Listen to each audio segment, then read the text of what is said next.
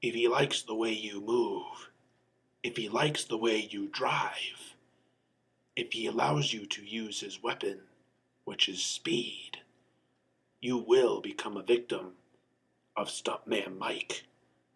Stuntman Mike is a lead antagonist of Quentin Tarantino's new Grindhouse feature,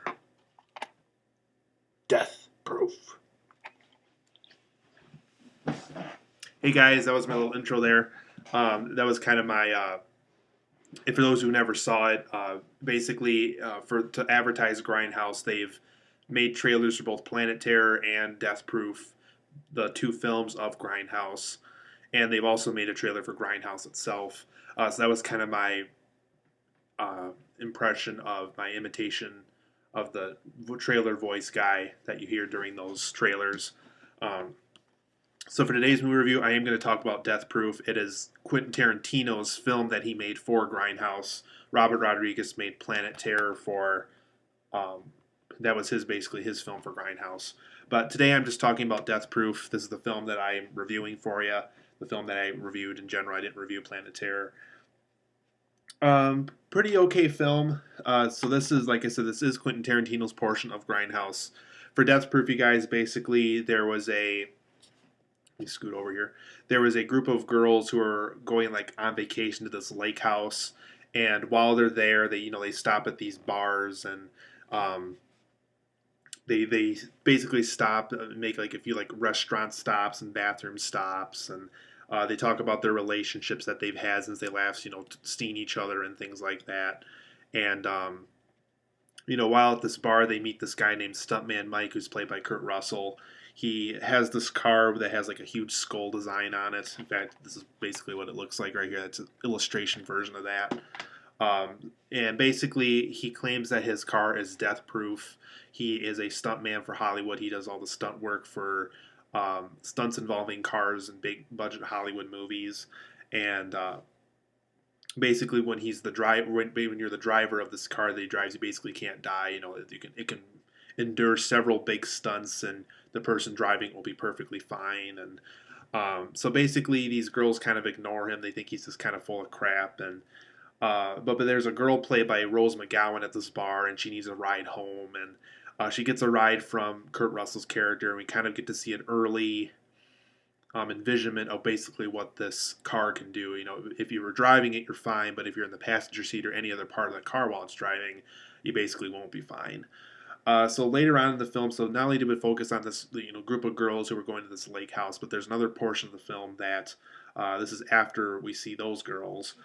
We see a group of girls who I think were like Hollywood actresses on vacation or something like that, and basically they're on this trip, kind of like what the previous girls were, but those girls are more so for like this lake house. These girls seem to be after this car that's on sale. They want to try this little car stunt that one of these girls has heard about. So they're kind of on their way to pick up that while enjoying their vacation. While they're on the vacation, they encounter Kurt Russell's character, who they're new to at this point since they don't know those girls from earlier in the movie, and basically they're the kind of the victim of Kurt Russell's car this time around. But kind of the twist of this one is rather than Kurt Russell kind of being the threat to them, they kind of become the threat to Kurt Russell's character, because through a series of events they kind of figure out what his death-proof car can do, and through that knowledge they're able to kind of take him down with his own medicine. So that's basically the premise of Death Proof. It's definitely one of Quentin Tarantino's shorter films, and for good reason, because it's attached with another film. So it was basically a double feature film. So basically, when they released this film, they were basically asking audiences to basically sit for 4 hours to watch both of these film directors create these two movies for this Grindhouse double feature. But yeah, I thought Death Proof was okay, you guys. I'll get into detail here in a second of what I liked and didn't like about it. But yeah, as far as how it looked, I loved how it looked. I mean, it definitely had a Grindhouse theater look to it. For those who don't know what that is, basically these Grindhouse theaters back in the day would just keep on showing like this quickly put together garbage that was full of exploitation and violence and sex and these very adult themed subject matters back in the day. And any time of the day you could walk into this theater and they would show something that was very quickly put together. They didn't have a lot of money. That the film would kind of just quickly stop and then start up again, and it'd be really grainy, and there'd be kind of little cuts in the film cells at some points, and so basically it was like these really cheap movie theaters that would show like adult exploitation, and so basically Tarantino and Rodriguez, Quentin Tarantino and Robert Rodriguez, they wanted to get that impression with this movie. They really wanted to make it feel like we dug this out of a box somewhere, and it's full of dust and full of grain, and we're basically watching what one of these films in these grindhouse theaters would probably look like if they were to make a film at that time when they were still making grindhouse theater movies. Like a good example is like I think one was called like the Candy Stripe Nurses. That's actually a real grindhouse movie, and I think there was one called Zat with like a scientist turned catfish or something like that. So just some really ridiculous ideas that were either really violent or really sexual or really exploited or things of that nature. Um, but yeah, so for the positives and negatives of Death Proof, you guys, like I was saying before, I really like this grindhouse feeling where it felt old and grainy, and it was intentionally bad. The dialogue was, we wanted to get the impression that these are like amateur actors or people who are kind of dying out, with the older actors in it, and it definitely just had that grindhouse feeling. It was intended to feel like it was quickly put together and like cheaply made and like filmed in like this small town somewhere. They had very little dollars to work with, and I just love the feeling that Tarantino established with this. I also love the car stunts they did in this. There was, obviously the early portion of the film showed, what Kurt Russell's car could do stunt wise and everything. And I also love the finale of this film, and that's another thing I wanted to bring up is this is a really impressive finale to this movie. Just some really impressive stunts, and you could definitely tell that they had to reserve a highway somewhere, and they had to reserve some roads to film some of these stunts on because there was some really impressive stunts, and they just. There was obviously some parts that looked like they were filmed in a studio, but for the most part, these looked like these was like really filmed out in the open somewhere, and I just really like that feeling that they had to this movie. Rose McGowan, Kurt Russell, and Rosario Dawson were all really good in this. What I liked about those three people I just mentioned is you really got the impression that they were aware that this was campy, that this was not meant to be taken seriously, and that this was, kind of this really campy, quickly pieced together kind of movie. They definitely approached it that way. Specifically, Rose McGowan and Rosario Dawson, you can definitely tell that they were kind of going with this approach where they came off as like these amateur actresses trying to make it big in the industry, and they were trying to find any work possible. And I just kind of like that feeling, that kind of like with Jamie Lee Curtis when she first started out with Halloween, kind of these early in the industry kind of actresses. And I don't know, I just really liked how they approached their characters because it definitely had like a campy, desperate for work kind of feeling to them, and I really like that approach to their characters. I also love the film's unique concept. I think it's just a really unique concept that this guy has this car, and he's the only safe one in the car when he's doing these crazy stunts in it and stuff. And basically, rather than just killing off these girls like you would see in a horror film, he basically tries to kill them off with this car. So it's kind of like a Halloween Christine from Steven Spielberg hybrid in this. So I thought that part was really unique. Though the concept was a little bit underdeveloped, I am going to get to more detail on that here in a second with the negatives. Like I was saying before, I really like the intentional, cheap, and bad edits they had. There was definitely some moments, specifically early on in the film, where like they would start talking, and then they would and then like they would quickly show that clip again as if like the film was repeating itself accidentally, or there would be like little rips in the film cells at some point. So there'd be little like yellow or red or green lines on the screen represent that this was like taken out of a box somewhere. Um, yeah, I just like that old cheap, like bad edit, and that was intentional kind of feeling to this movie. Like I definitely felt like I was watching a really old movie while watching this. The old opening sequences are really cool in this too. Like it's something like restricted audiences, and here's the previews to the movie, and you definitely tell that you were watching like this 1950s, 1960s kind of movie, like the and kind of like the "Let's go to the little lobby," the stuff that they would show back in the day, and. I think you can find it online. I've personally been to like some drive-in theaters where they still show little small clips like that. They don't show it in public theaters anymore, unfortunately.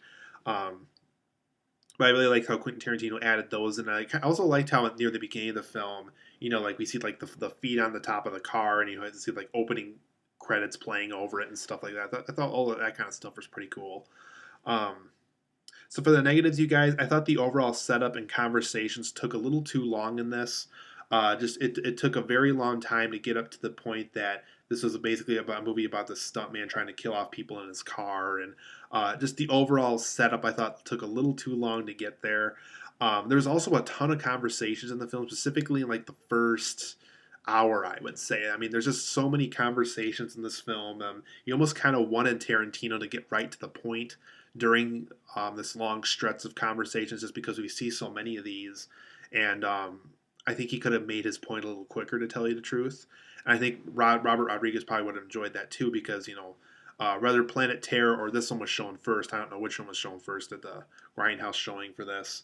That would have allowed both filmmakers to get fair amount of screen time with their film, while also being respectful to the fact that these audiences have to watch one movie before this or one movie after this. Overall, I thought the overall concept wasn't pursued enough. Like I said, just these conversations and the setup took a little bit too long, and as a consequence of that, we really don't get to see the concept fully pursued all the way through. We only get to see like two bits of it. I'd say no more than 35 minutes of the concept was shown in this. So, like I said, the setup and the conversations I think could have been handled a little differently. There was a little bit of an inconsistent style. I don't know if this was intentional or not, but after the first group of girls, when we got to the second group of girls, who kind of figured out Kurt Russell's thing with his car after a while, when we got to their portion of the film, I felt like I was watching an everyday modern day movie. And in the first portion, it felt more so like a Grindhouse feature. But in the second half, it felt like a modern cinema movie. Like, the color was fine. There was very little grain that they had on it. Like, it felt like something I was watching in the early 2000s. Um, so I don't know if that part was intentional or not, or if they just decided to apply that effect to the first half of the movie, or what was going on there. But it felt a little inconsistent to me, to tell you the truth. Also, I didn't know what time setting this was supposed to be. Was this a modern day take on a story, or was this like a 1960s, 1970s, or 1980s movie?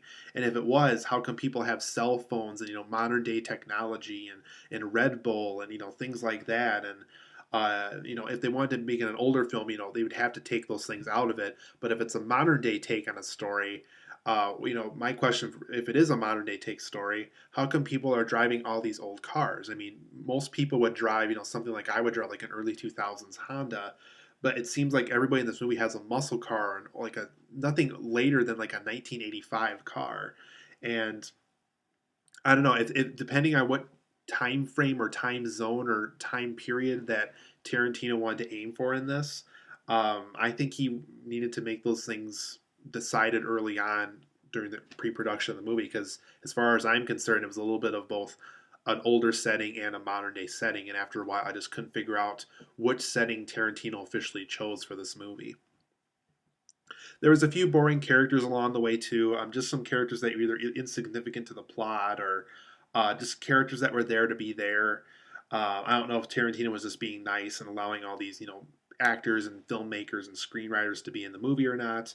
Um, but there was just some boring characters in this that I felt really didn't need to be in there. And if they really needed to be in there, either make them more significant to the story or write the characters better so we have a bigger reason and more excitement to see these characters on screen, I guess. Um, Also, another complaint that I had is the film really didn't go big until the end. I mean, for a while, it just felt like a get together for a vacation kind of movie. And then around the last half hour of the film, we started seeing all these really impressive car stunts, and Tarantino really put his concept to full form by then. And I don't know, it just felt like a completely different movie by the end, simply because we didn't get these big budget car chase scenes until near the end of the movie. So I guess the best way to say it is the film's a little inconsistent, and as a result, the film kind of is a little downgrading and a little degrading because of that. But overall, guys, I do give Death Proof a 7.5 out of 10. I think it's an okay film. Like I said, I think it's very stylistically well done, but there's a few things storyline wise and consistency wise I think could have been improved upon with the movie.